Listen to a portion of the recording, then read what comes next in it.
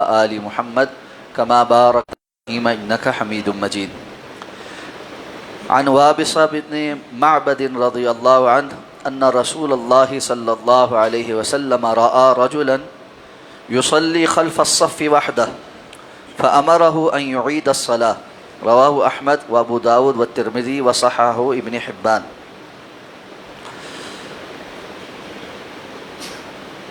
عن طلق بن علي رضي الله عنه لا صلاة لمنفرد خلف الصف. وزاد الطبراني في حديث وابصة ألا دخلت معهم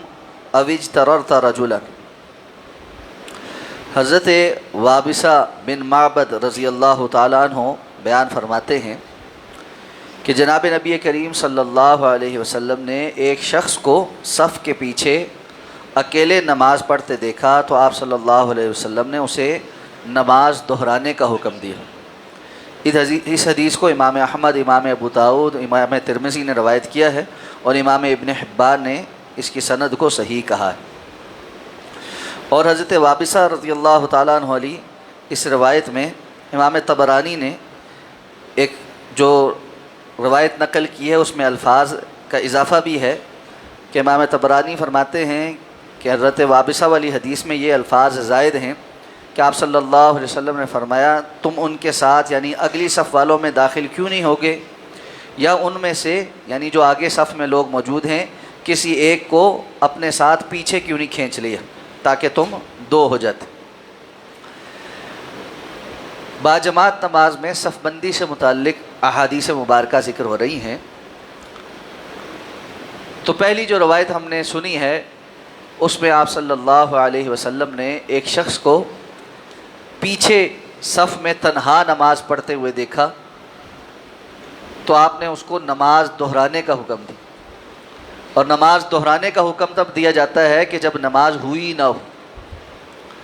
جیسا کہ ہم نے وہ حدیث جانی تھی کہ جو بندہ رکوع سجود ٹھیک نہیں کر رہا تھا 3 مرتبہ وہ آپ کے پاس آیا، سلام کیا، آپ نے اس کو سلام کا جواب دے کر کہا جاؤ جا کے دوبارہ نماز پڑھو، تمہاری نماز نہیں ہوئی۔ اس نے دوبارہ پڑھی، سہباری پڑھی۔ تو جب اللہ کے رسول صلی اللہ علیہ وسلم نماز دہرانے کا حکم دے تو اس کا معنی یہ ہے کہ کوئی ایسی غلطی ہوئی ہے جس کی وجہ سے جو پڑھی ہے وہ ہوئی نہیں۔ تو یہاں بھی آپ صلی اللہ علیہ وسلم نے اس صحابی کو نماز دہرانے کا حکم دی۔ اب اس میں کچھ تفصیل ہے۔ علماء کرام نے یہ بیان کیا ہے کہ کیا ایک شخص جو نماز کے لیے آئے اور پہلی صف میں جگہ مکمل ہو جائے، کسی اور کے کھڑے ہونے کی جگہ ہی نہ ہو، تو اب وہ کیا کرے؟ اس حدیث سے تو بظاہر لگتا ہے کہ وہ تنہا پیچھے کھڑا ہو کر نماز نہیں پڑھ سکتا، اس کو آپ نے منع کر دیا کہ تم نے تنہا نماز پڑھی ہے تو دوبارہ نماز پڑھو، تو اب وہ کیا کرے؟ اس کے جواب میں ایک روایت تو یہ پیش کی جاتی ہے جو میں نے آپ کے سامنے ابھی آگے پڑھی ہے کہ امام طبرانی نے حضرت وابصہ والی روایت ہی جو نقل کی ہے، تو آپ صلی اللہ علیہ وسلم نے ان سے کہا کہ تم صف میں آگے کھڑے ہوتے یا یہ کہ کسی بندے کو اگلی صف میں سے اپنے ساتھ پیچھے کھینچ لیتے تاکہ تم 2 بندے ہو جاتے اور تم 2 صف بنا کر پچھلی صف میں نماز پڑھتے۔ اب یہاں مسئلہ یہ ہے کہ یہ جو امام طبرانی نے روایت نقل کی ہے ان الفاظ کے ساتھ اس روایت کی سند پر بحث ہے۔ بعض محدثین کے نزدیک یہ سند ضعیف ہے، اور چونکہ سند ضعیف ہے اس لیے ان کے نزدیک یہ الفاظ قابل حجت ہی نہیں۔ پہلے والی سند ٹھیک ہے جس میں صرف یہ بیان ہوا ہے کہ آپ نے اس کو کہا کہ نماز دہراؤ، اس پر کوئی کلام۔ جو دوسری سند میں جس میں اتنا اضافہ ہے کہ آپ نے فرمایا کہ یا تم آگے کھڑے ہوتے یا کسی کو ساتھ پیچھے کھینچ لیتے، بعض محدثین کے نزدیک اس میں راوی ضعیف ہیں تو اس وجہ سے یہ سند ضعیف ہے۔ دیگر محدثین کے نزدیک جن روات پر جرح ہے وہ قابل حجت ہیں، یعنی وہ سند حسن درجے کو پہنچتی ہے، اس لیے یہ روایت قابل حجت ہے۔ تو جن کے نزدیک یہ روایت قابل حجت ہے وہ یہ کہتے ہیں کہ بندہ جب مسجد میں نماز کے لیے آئے تو اگلی صف میں جگہ ہو تب تو اس پر لازم ہے کہ وہ اگلی صف میں ہی کھڑا ہو۔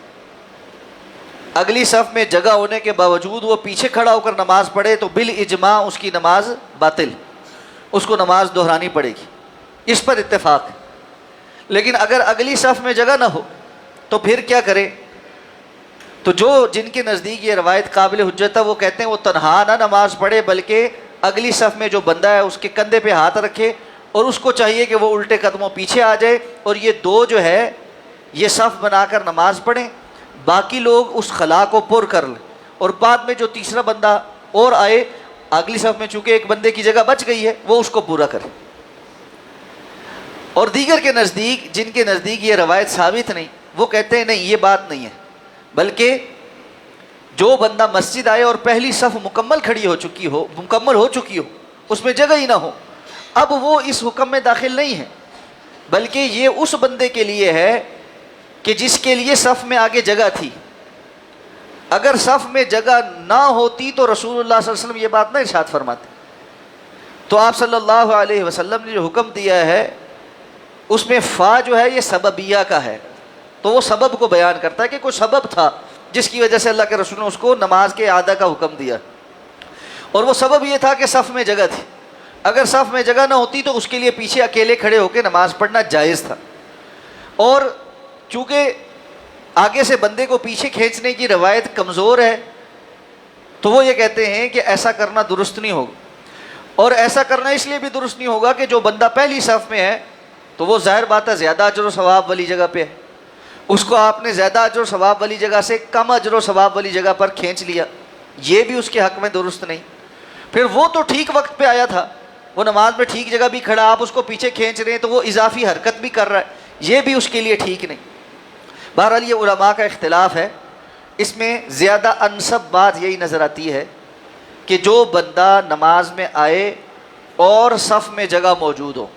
اس کے باوجود وہ پیچھے کھڑا ہو جائے۔ جیسے بعض لوگوں کی عادت ہوتی ہے جی کھڑے ہو گئے اور جو ہے نا بعد میں کوئی نمازی آ جائیں گے تو ہم صف میں شامل ہو جائیں گے اس لیے کہ ہم نے جلدی نکلنا ہے، تو اگر کوئی ایسا کرتا ہے تو اس کی نماز تو اس حدیث کے مطابق ٹھیک نہیں ہے، اس کو نماز دہرانی پڑے۔ لیکن اگر صف میں جگہ تھی ہی نہیں تو وہ پیچھے کھڑا ہو سکتا ہے، اور اگلے نمازی کو پچھلی صف میں کھینچنے والا جو مسئلہ ہے یہ کچھ زیادہ انسب معلوم نہیں ہوتا، خاص طور پہ کہ جب اس روایت کے اتنے حصے پہ جرا بھی ہے۔ اس لیے اس بندے کے اوپر اب کوئی تکلف نہیں کہ یہ اکیلا پچھلی صف میں کھڑا ہو، یہ اکیلا کھڑا ہو کر نماز کی نیت کر لے، کوئی اور نمازی آئے گا وہ اس کے ساتھ مل جائے گا اور اس کی صف بن جائے گی، کیونکہ یہ مکلف نہیں کہ جب جگہ موجود نہیں تو اس کے اوپر تکلیف نہیں۔ لا یکلف اللہ نفسا الا وسعها، اللہ تعالیٰ کسی نفس کو اس کی وسعت سے زیادہ مکلف نہیں ٹھہراتے۔ اللہ تعالیٰ سمجھ کر عمل کرنے کی توفیق عطا فرمائے۔ سبحانک اللہم و بحمدک، نشہد ان لا الہ الا انت، نستغفرک و نتوب۔